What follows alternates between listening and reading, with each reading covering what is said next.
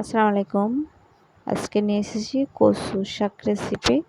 এটা খুবই স্বাস্থ্যের জন্য ভালো, চোখের জন্য ভালো, ব্রেনের জন্য ভালো, অনেক উপকারী এই কচু শাক। তাই আজকে আমি কচু শাক রান্না করব। আজকে রান্না করে আপনাদের সাথে শেয়ার করব। আমি ছাদে লাগিয়েছি টবে, ওখান থেকে আমি কিছুদিন পর পর কেটে কেটে খাই। আমি লতি কিংবা কচুর আশায় লাগাই নাই, আমি শুধু কচু শাকের জন্য লাগিয়েছি। আমি আমার পরিমাণ মতো লাগিয়েছি, বেশি লাগাই নাই। আজ কয়েকটা টবে লাগিয়েছি। আজকে এই টব থেকে খাবো, কিছুদিন পর আরেকটা টব থেকে খাবো। ওরকম করে আমি কচু শাক ছাদ থেকে আমার পুষ্টির চাহিদাটা পূরণ করি।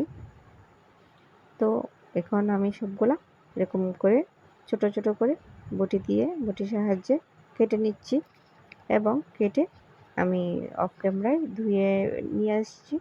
ধুয়ে আমি রসুন দিয়েছি আর এখানে মরিচ দিয়েছি। কাঁচা মরিচ দিতে পারেন আর শুকনো মরিচ দিতে পারেন। আমার যেহেতু ছাদে মরিচগুলো লাল হয়ে গেছে, তো ওখান থেকে আমি লাল মরিচই দিয়েছি, কারণ পাকিয়ে গেছে সেজন্য। আর পেঁয়াজও দিয়েছি।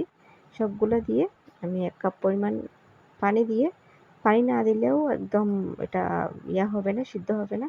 আর পানি বেশি দিলেও এর পুষ্টিটা কমে যাবে, কারণ বেশি পানি গলায় যদি ফেলে দিতে হয় তো পুষ্টিটা কমে যাবে। সেই জন্য বেশি পানি দেব না।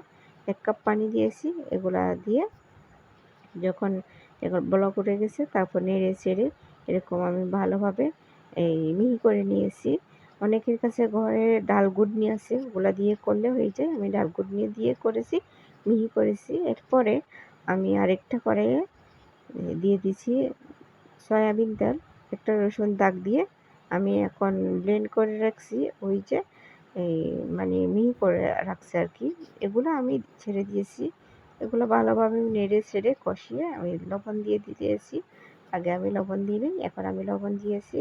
একটু হলুদ গুঁড়া, একটু মরিচ গুঁড়া দিই নি, একটু হলুদ গুঁড়া, একটু ধনিয়া গুঁড়া,